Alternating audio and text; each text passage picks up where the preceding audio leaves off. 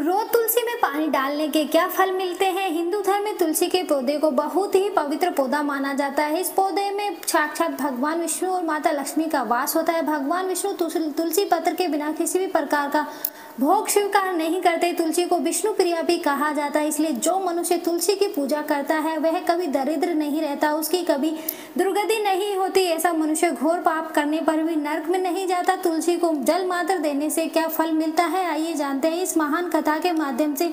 उससे पहले यदि इस चैनल पर नए हैं तो चैनल को लाइक, शेयर और सब्सक्राइब करना ना भूले और कमेंट बॉक्स में जय तुलसी माता जरूर लिखे। तो चलिए बिना देरी करते हुए इस कथा को शुरू करते हैं। एक बार देवी सत्यभामा भगवान विष्णु से पूछती है, हे स्वामी, आप तो तीनों लोगों के स्वामी हैं, फिर भी आप इस तुलसी के पौधे की पूजा क्यों करते हैं? इसे नित्य जल क्यों चढ़ाते हैं? मैं इस पौधे को जल चढ़ाने का महत्व जानना चाहती हूँ। तब भगवान श्री कृष्ण कहते हैं, हे देवी सत्यभामा, तुलसी साक्षात लक्ष्मी का ही रूप है। इसकी नित्य पूजा करने के करोड़ फायदे हैं। इसे जल चढ़ाने मात्र से ही मनुष्य के करोड़ों पाप नष्ट हो जाते हैं। तुलसी को जल देने का महत्व बताने से पहले मैं तुम्हें एक अत्यंत प्राचीन कथा सुनाता हूँ। इस कथा के माध्यम से तुम्हें तुम्हारे सारे प्रश्नों के उत्तर मिल जाएंगे, इसलिए तुम इस कथा को ध्यान से सुनो। श्री कृष्ण कहते हैं, देवी, जो भी मनुष्य केवल इस कथा का श्रवण कर लेता है उसे 100 वर्षों तक तुलसी को जल देने का फल प्राप्त होता। देवी सत्यभामा कहती है, प्रभु, मैं इस कथा को अवश्य सुनना चाहती हूँ, आप मुझे वह कथा सुनाइए, मैं उसे पूरे ध्यान से सुनूंगी। तब भगवान श्री कृष्ण देवी सत्यभामा को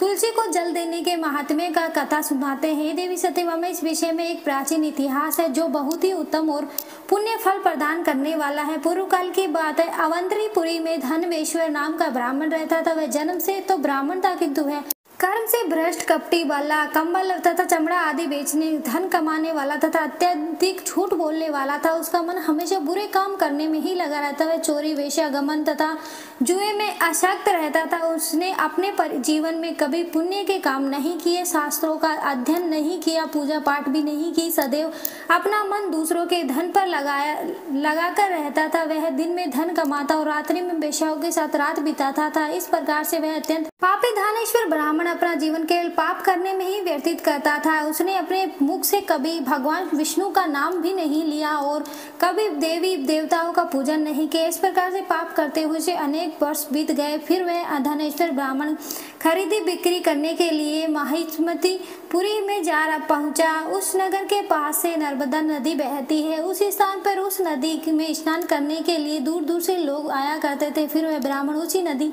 के किनारे एक आश्रम में ठहरता है। उस आश्रम में अनेक विद्वान ब्राह्मण पुराणों का पठन तथा भगवान विष्णु की स्तुति में मगन रहते थे। वह पाखंडी धनवेश्वर भी ढोंग करता हुआ वहीं पर उसके साथ रुक जाया। उस विद्वान ब्राह्मण के साथ रहकर उसे भी श्री हरि विष्णु के नाम सुनने का अवसर मिलता था। वह उस स्थान पर 1 महीने तक रुका। फिर वहां पर आए लोगों को, गायों को पूजन करके ब्राह्मणों को भोजन करवाया। तो उसे पापी ब्राह्मण ने भी उसके साथ बैठकर भोजन किया और भगवान विष्णु का प्रसाद ग्रहण किया। वहीं पर उस आश्रम में एक तुलसी का पौधा था। वह ब्राह्मण जाने अनजाने में ही उस तुलसी के पौधे पर पानी डालता था। उसके मन में कोई विचार नहीं था वह क्या कर रहा है। वह रोज सुबह उठकर पात्र में पानी लेकर तुलसी के पौधे में डालता रहता था। फिर एक दिन वह आश्रम में सोया हुआ था तो उस स्थान पर एक सर्प आ गया और उस सर्प ने उस नींद में ही काट लिया। उस पापी ब्राह्मण की नींद में ही मृत्यु हो गई। सुबह जब अन्य ब्राह्मणों ने उसे बेहोश अवस्था में देखा तो उन्होंने उसके मुख से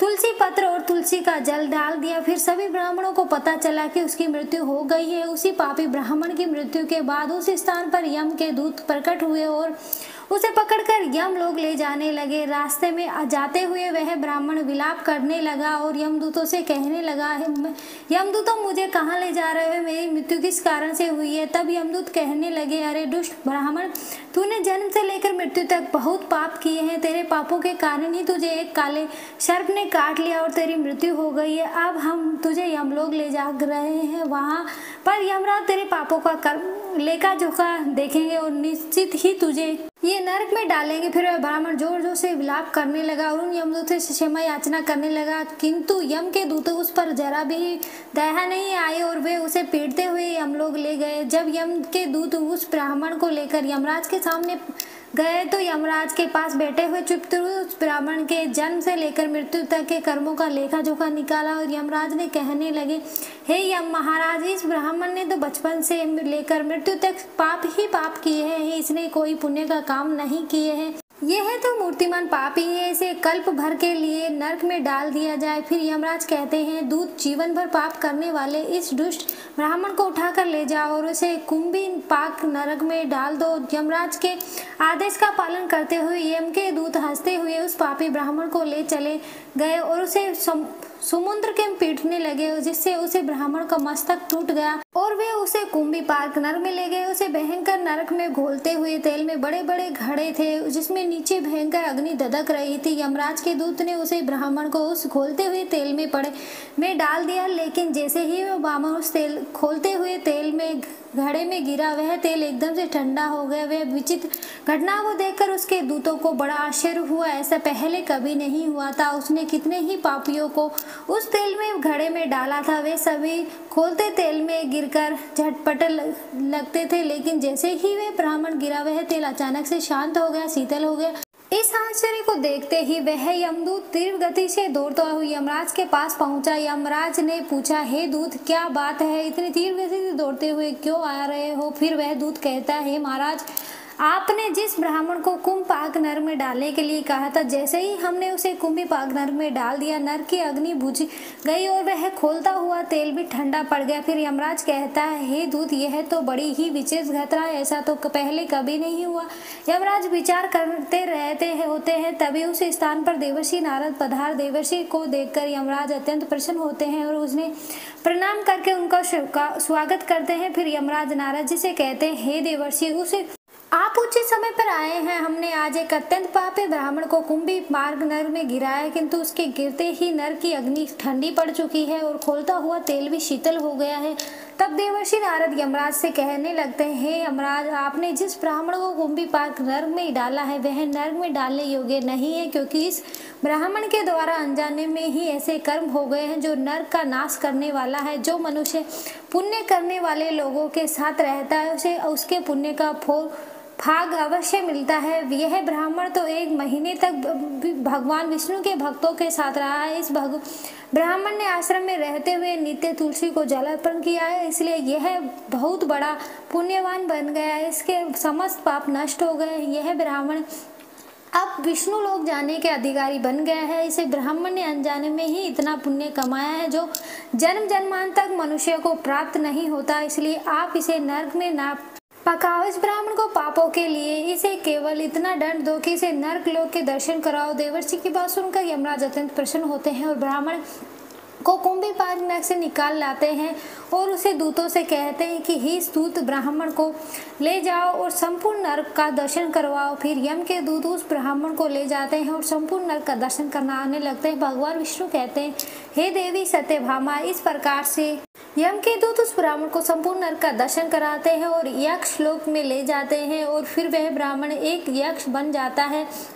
श्री कृष्ण कहते हैं, हे देवी, वनस्पति नाम तुलसी, मासा नाम कार्तिक, प्रिय एकादशी तिथि नाम चक्र, क्षेत्र नाम द्वारिका, मम वनस्पतियों में तुम्हें तुलसी प्रिय हो, मास में कार्तिक, मास तिथि में एकादशी और क्षेत्र में मुझे द्वारिका प्रिय है। इसलिए जो मनुष्य नित्य तुलसी की पूजा करता है, तुलसी को जल देता है, वह मुझे सबसे अधिक प्रिय है। उस मनुष्य को कभी दुर्गति नहीं होती, वह कभी नरक में नहीं गिरता। जिन घरों में तुलसी का पौधा सदैव ही हरा भरा रहता है, उस घर में सुख शांति और समृद्धि बनी रहती है। भगवान विष्णु की पूजा में और उन्हें चढ़ाए जाने वाले भोग में तुलसी के पत्र अवश्य होने चाहिए, क्योंकि तुलसी पत्र के बिना भगवान विष्णु किसी भी प्रकार का भोग स्वीकार नहीं करते। इसलिए प्रत्येक घर में तुलसी का पौधा अवश्य होना चाहिए। अगर आपके घर में तुलसी है तो सुख शांति और समृद्धि के लिए तुलसी को चुनरी अवश्य चढ़ानी चाहिए। हमेशा ध्यान रहे कि तुलसी का पौधा चुनरी के बिना अधूरा होता है। तुलसी केवल